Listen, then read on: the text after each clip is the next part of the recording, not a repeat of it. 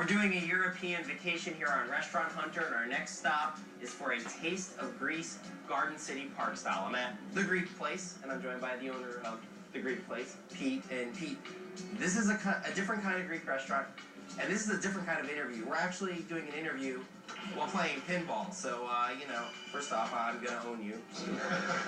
Actually, I haven't played pinball in years, so I don't really know if I'm going to own you. But, like I say, different kind of Greek place, right?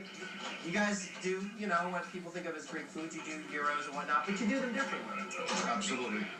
The way I do them is actually, I devised a method of sauteing them. I've always loved to saute chicken and beef and pork. But what I did now was taken au jus, same as you have in prime rib. It takes me about 24 hours to make, 12 on that fire and 12 in the fridge. And what I do is I use a 400-degree flat iron and about 140-degree au jus. Once you put the two together, it creates a flash steam.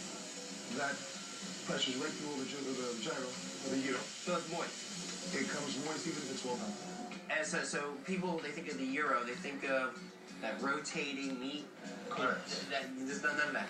That is great when you have a high clientele, a lot of foot traffic, say in Astoria or somewhere where there's a lot of people moving around on bus stops. We have a lot of dead time in between lunch and dinner. But she can play pinball when you got dead time. Oh, yeah. Who doesn't love pinball? But yeah, like you're saying, if there's dead time, you gonna play or what? Oh, yeah.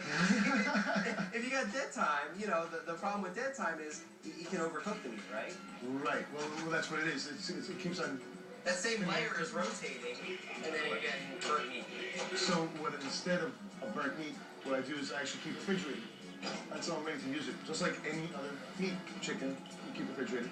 And we make it to order. It does take maybe a little longer, but for what it's worth, you get fresh gyro that hasn't been sitting around, that is fresh off the cone. It is a cone.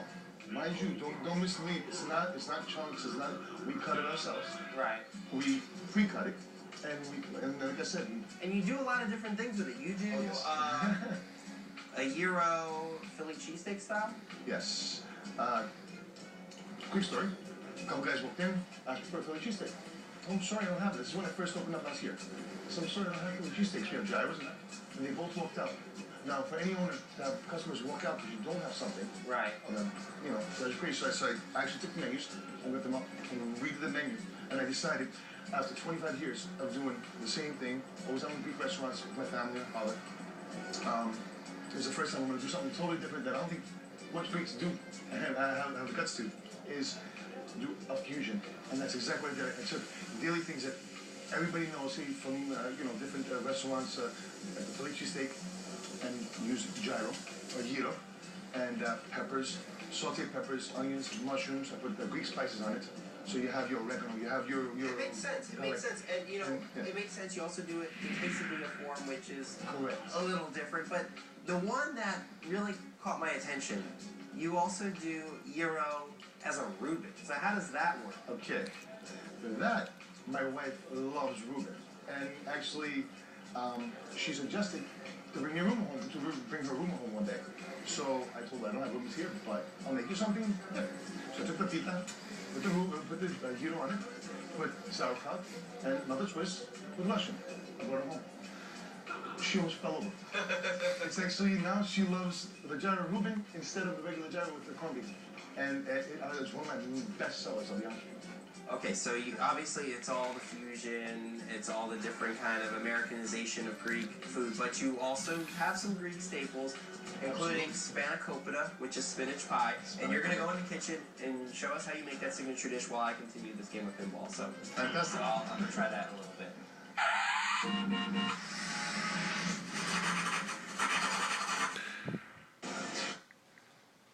About a cup, should be about a quarter of an inch.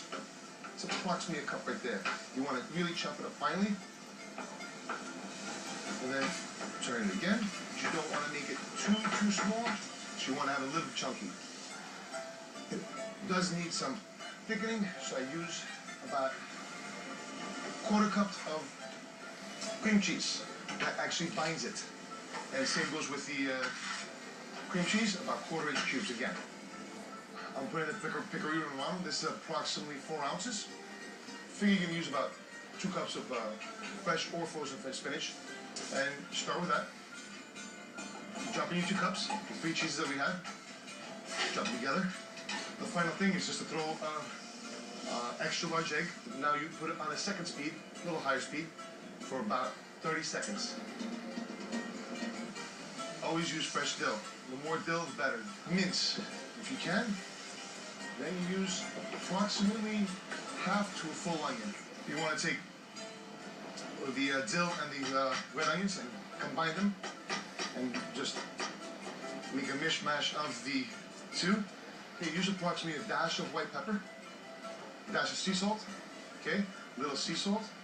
We're putting a little bit of oil, about a teaspoon, maybe 2, approximately 350, like a medium flame.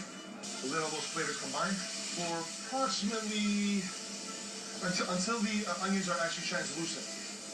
5 minutes or less. That's basically it. That's your finished product for your onions.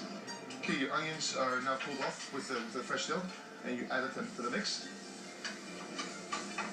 You mix it on low speed. It's very important to have butter for the filo dough. Put approximately, I'd say, 1/4 pound to a 1/2 pound, single fold. Some more butter again. This is a 1 ounce scoop. I usually put about 3 ounces in the spinach feta. So you do 4 ounces actually. You have 2, 3, 4. You take it and you fold it over once. You do not want to press on it. Fold over twice. Third time, take this. You take the butter, kind of glue the end. Okay, and fold one more time, and then one more time. You want to preheat your oven to approximately 250 degrees, and leave it in for approximately 15 to 20 minutes to allow the filo to rise. This is basically just the finished product. It's the easiest way to cut it. Parsley for color, roasted pepper for contrast. Hi, my name is Pete Kazalakos, chef and owner of the Greek Place in Garden City Park. Thank you for letting me show you how to make my signature dish. You really feel like you're getting a taste of Greece with every bite of the spanakopita. Great job to Pete and the crew here at the Greek Place. Okay, still more European vacation to come here on Restaurant Hunter. We're revisiting one of our